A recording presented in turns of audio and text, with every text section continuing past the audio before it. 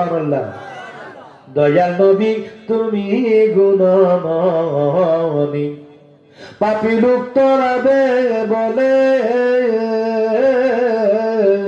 কোরআনেতে শুনি গো নবী। দয়াল নবী তুমি গুণমণি, বলো দয়াল নবী তুমি গুণমণি।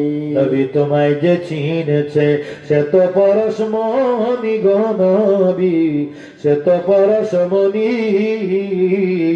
নবী তোমায় যে চিনেছে সে তো পরশমণি গো নবী, সে তো পরশমণি। চিনিবে কি সাদপুরি,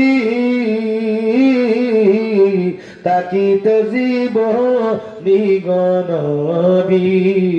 দয়াল নবী তুমি গুণমণি, বলেন দয়াল নবী তুমি গুণমণি। রহমতের ভান্ডার তুমি গো, তুমি নূরের খনি গো নবী, তুমি নূরের খনি।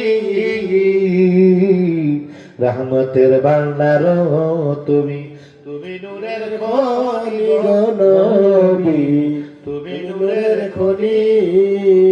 কইরাছে তোমার সনে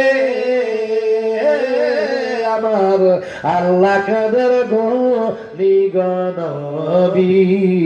দয়াল নবী তুমি গুণমণি, বলো দয়াল নবী তুমি গুণমণি। জোরে জোরে বলুন সুবহানাল্লাহ, সুবহানাল্লাহ। আমার নবীর পাগলার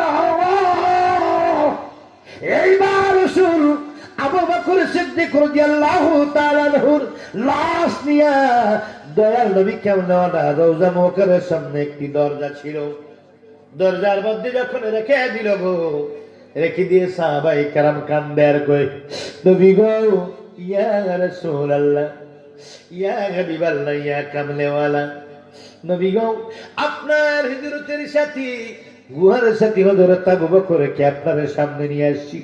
নবী গো, তোরাকে কোথায় দাফন করবো বলে দেন, আপনি যেভাবে বলবেন হুজুর আমরা সেইভাবে আমল করার চেষ্টা করবো। আমার নবী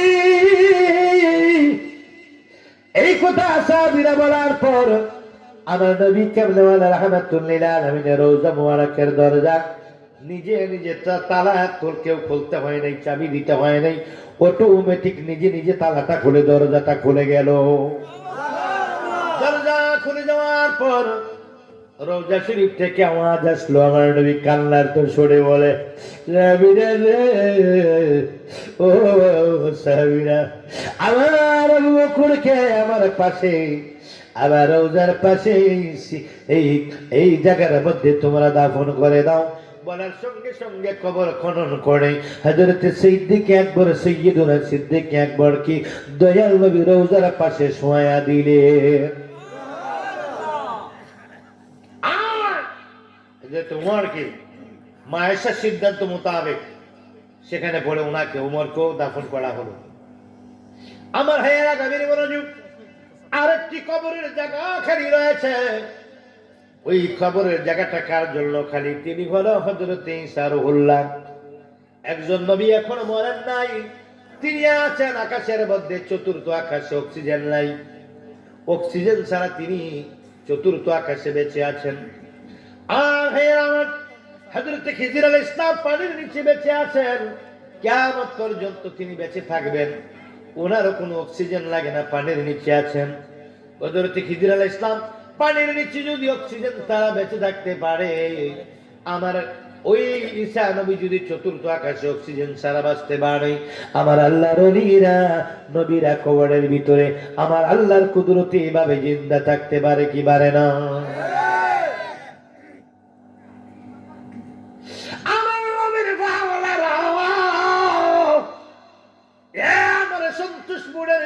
নবীর পাগলেরা, এবার হযরত ঈসা রূহুল্লাহ আসবেন, ইমাম মাহদী আলাইহিস সালাম যখন আসবেন, হযরত মাহদী আলাইহিস সালাম 12 জন ইমামের ভিতরে 11 জন ইমাম দুনিয়া থেকে বিদায় নিয়েছেন, আর একটি 12 নম্বর ইমাম রয়েছেন, তিনি দুনিয়া আসবেন।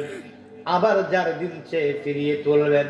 এক নম্বরে আমার আল্লাহ পরিচয় করিয়েছেন, আল্লাহকে পরিচয় করাইয়াছেন নবী কামলেওয়ালা।